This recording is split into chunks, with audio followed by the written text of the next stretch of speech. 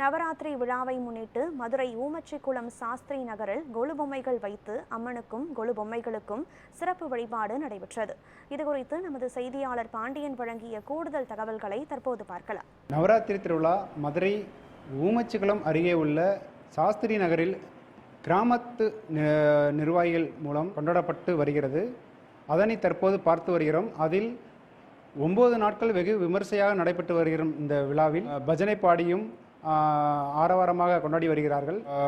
பொம்மைகள் கொலு வைத்து, அதாவது சிவன், அஷ்டலட்சுமி, லிங்கம், ஆறுபடை முருகன் போன்ற கொலு வைத்து அது சிவன் போன்ற பொம்மைகளை வைத்திருக்கிறார்கள். திருவிழாவானது உலகளவில் பெரும் விமர்சையாக கொண்டாடப்பட்டு வரும் நிலையில் இந்த திருவிழா விஜயலட்சுமி, அதாவது அக்டோபர் அடுத்த மாதம் 2ஆம் தேதி முடிவடையும் நிலையில் வெகு விமர்சையாக கொண்டாடப்பட்டு வருகிறது. இதனை தற்போது பார்த்து வருகிறோம். கிராமத்து பகுதியில் உள்ள அனைவரும் சிலைகள் வேண்டுதல் நிறைவேற்றுவதற்காக வாங்கி வருடமாக வந்து ஒவ்வொரு சிலைகளையும் கொண்டு வந்து இங்கே வைத்து கொண்டிருக்கிறார்கள். அவருடைய வேண்டுதல் நிறைவேறவும் இங்கே வலியுறுத்தி இங்கே வைத்து கொண்டு வழிபாடு செய்து வருகிறார்கள்.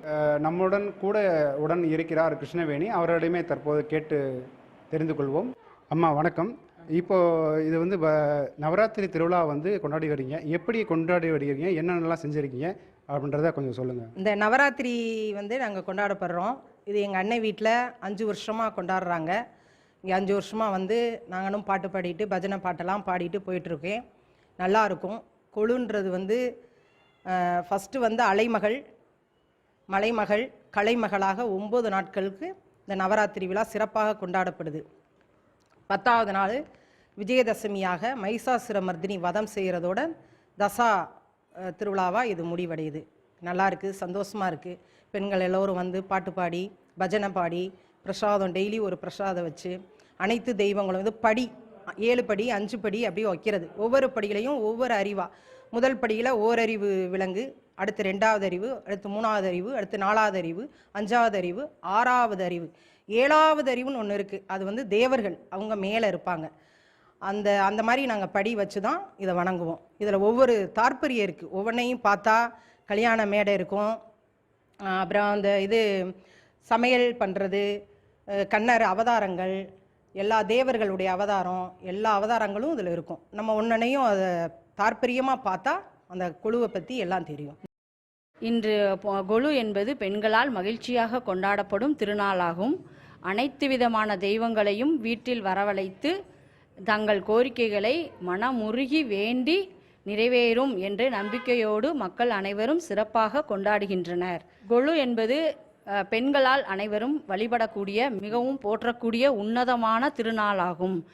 தங்கள் பண தேவைகளுக்காகவும், மன நிம்மதிக்காகவும், குழந்தைகளின் படிப்பிற்காகவும், கணவன்கள் நீண்ட ஆயுள் பெறுவதற்காகவும், செல்வத்திற்காகவும் மக்கள் தங்களுடைய கோரிக்கைகள் அனைத்தையும் கடவுள் நிச்சயமாக நிறைவேற்றி தருவார் என்ற நம்பிக்கையுடன் மனமுருகி வழிபடுவதே கொலுவாகும்.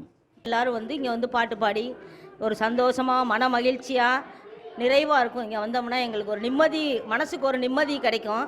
இங்கே வீட்டுக்கு வந்து நாங்கள் வந்து கொலுவில் படிக்கிறதுனால கொலுவில் வந்து மும்மூர்த்திகளும் இங்கே வந்து ஆவாகனம் பண்ணி அவங்களோட துணைவியாரோட இங்கே ஆவாகனம் பண்ணி வச்சுருக்காங்க. ஒவ்வொரு படியிலையும் ஒவ்வொரு விதமான சாமிகளை வச்சு வணங்குறாங்க.